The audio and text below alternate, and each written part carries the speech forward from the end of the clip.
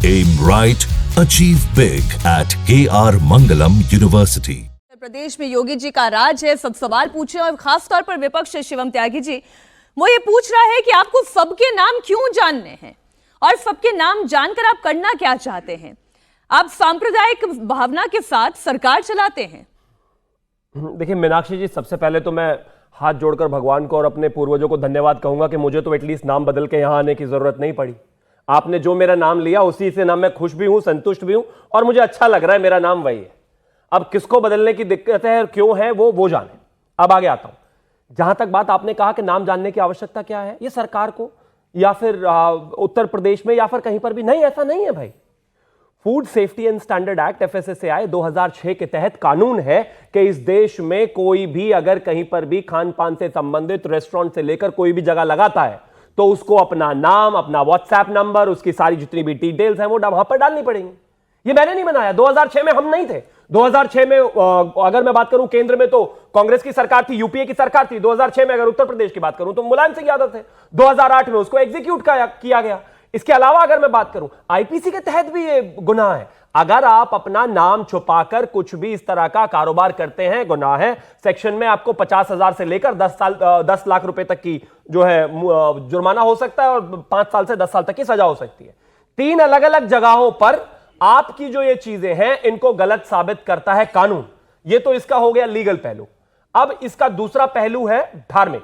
मैं मानता हूं कावड़ जो है एक आस्था का विषय है। ये सिर्फ अगर रीति रिवाज होता तो बात अलग है, लेकिन यहां पर लोग तपस्या करते हैं। 150, 200 किलोमीटर से वो कावड़ लेकर आते हैं। आप अगर अभी जाकर देखेंगे तो कोई 100 लीटर, कोई 150 लीटर जल लेकर आ रहा है। उनको साफ रहना पड़ता है, स्वच्छ रहना पड़ता है, रोज सुबह स्नान करना पड़ता है, बिना चप्पल के वो चलते हैं और प्याज और ये सब नहीं खाते हैं और तमाम तरह की चीजें उनको करनी होती हैं। आप मुझे बताइए, कोई भी व्यक्ति अगर उनकी मान्यता है, वो अपने धर्म को एक तरीके से मानना चाहता है, आर्टिकल 25 के तहत उसको आजादी है इस देश में अपना धर्म मानने की।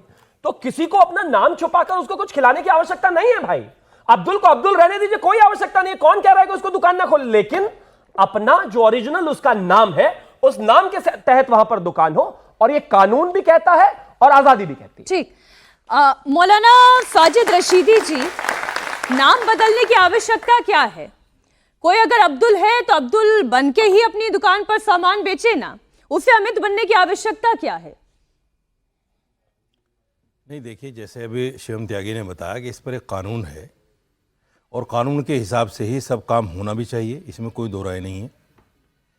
लेकिन सवाल ये है कि आस्था के तरीके से होनी चाहिए।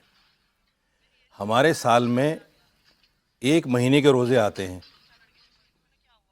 कभी किसी मुसलमान की तरफ से आपने सुना कि यहाँ ये दुकान बंद होनी चाहिए, वो दुकान बंद होनी चाहिए, ये नहीं मिलना चाहिए, वो नहीं मिलना चाहिए? हम तो 1 महीने के रोज़ों में नहीं किसी से कहते। बीच में भी हमारे रोज़े आते हैं, मुहर्रम में भी आते हैं, रबीउल अव्वल में भी आते हैं, लेकिन हम किसी से नहीं कहते क्योंकि हमारी आस्था है वो। हम अपनी आस्था को दूसरों पर नहीं थोपते। ये जो देश में एक रिवाज चल पड़ा है कि अपनी आस्था को दूसरों पर थोपें, वो कहीं ना कहीं हानिकारक हो रहा है। अच्छा मौलाना जी, आपकी बात से मैं आंशिक तौर पर सहमत हूं, लेकिन एक बात का बड़ी ईमानदारी से जवाब दीजिएगा। दुकान में मीट हलाल का मिल रहा है या झटके का मिल रहा है, ये पता करके आप खाते हैं ना? देखिए, मैं जहां भी जाता हूं,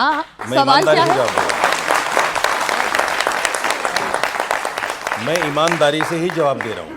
मैं जहां भी जाता हूं, अगर मैं किसी अजनबी शहर में जाता हूं, किसी होटल को नहीं जानता, रेस्टोरेंट को नहीं जानता, तो वहाँ पूछता हूँ, क्योंकि मेरी आस्था मेरे साथ है। मुझे लगता है कि यहाँ मुझे खाना चाहिए तो खाता हूँ, नहीं लगता है तो मैं उस पर कोई लांछन तो नहीं लगाता। पूछते हैं ना, सुन लीजिए ना, आप आ गए ना। देखिए, मैं यही आपसे जानना चाह रही हूँ। अब देखिए, मुझे मतलब ये झटका हलाल पूछे तो ठीक है, हम नाम पूछ ले तो गलत हो गया। मौलाना जी देखिए, आप शिवम त्यागी के बीच में गंभीर विषय है। 1 मिनट में 3 दफा बोल चुके हैं मेरे बीच में, मुझे बोलने नहीं। मैं क्यों ये आपसे पूछना चाह रही हूँ कि आप जब आस्था की बात कर रहे हैं, आपने कहा कि आप अपनी आस्था का पालन करते हैं, आप पूछ कर खाते हैं अगर आपको नहीं पता है। तो यही अगर कावड़िए कर रहे हैं, वो चाहते हैं कि उनके भोजन की शुद्धता रहे। अगर वैष्णव ढाबा लिखा हुआ है यहाँ पर, तो मीट मांस मछली की बात तो बहुत दूर की बात है, प्याज लहसुन तक वर्जित होता है। अगर किसी के खाने में गलती से ही सही प्याज लहसुन आ गया तो आप समझ लें उनकी तपस्या भंग होती है। मैं बात कर लूं आपकी बात? बिल्कुल। सवाल ये है कि जब साजिद रशीदी जाकर अपनी आस्था के मुताबिक पूछ सकता है तो कांवड़िया को नहीं पूछ सकता कि भाई यहाँ क्या मिलता है क्या नहीं मिलता। दूसरी बात, वैष्णव ढाबे पर फिर बोल गई आप, फिर ये मुझे गलत बात बोलने है तो ना सर, दीजिए। ये तर्क तो दीजिए ये सर तरीका आप। गलत है, नहीं गलत है मौलाना तरीका जी, ये ये। तर्क आप मुझे तो बोलने दीजिए। नहीं दे रही हैं। चलिए आप अपनी बात अरे पूरी बोलने तो करें, दीजिए फिर मुझे। मैं फैज खान जी आपके पास आप आ तो रही हूँ। ये मुझे तर्क बोलने जो नहीं दे है रही मेरे हैं। समझ से परे है, मैं ये मुझे कह समझना मैं ये पड़ेगा। कह रहा हूँ, हाँ। अभी एक वाकया आज ही मैंने एक वीडियो देखी। कोमल नाम की एक लेडी रो रो के बता रही है कि मेरे ढाबे को 100 कांवड़ियों ने आकर तोड़ दिया और मैं पिछले 3-4 साल से क्राइसिस में थी, लेकिन मेरा क्राइसिस और बढ़ा दिया। वो तो हिंदू थी, उसका ढाबा क्यों तोड़ दिया? दूसरी बात, एक हिंदू, आप मुझे बताइए, एक सरकारी आंकड़ा मैं बताता हूं आपको, 78.8% लोग हिंदुस्तान में मांस खाते हैं, ये सरकारी आंकड़ा है।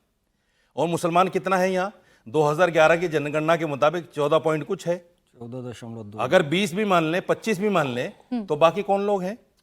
दूसरी बात, मेरी आस्था, देखिए मेरी आस्था ये है कि मुझे जब खाना है, जैसे खाना मैं मानता हूं, ऐसे ही सबके लिए होना चाहिए।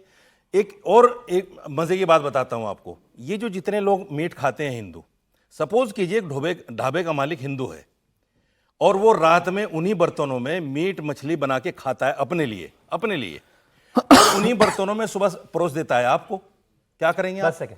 कैसे शुद्धता का पहचान सुनिए रखेंगे? सुनिए, ये तो आप हाइपोथेटिकल सिचुएशन बता रहे हैं ना। अब मैं हाइपोथेटिकल सिचुएशन में तो नहीं चर्चा कर सकती। 50% लोगों में 25% मुसलमान हैं। सिर्फ 10 सेकंड से मैं अगले मेहमान के पास 55% हिंदू जाऊंगी। खा रहा है, पहले हाइपोथेटिकल नहीं है वो।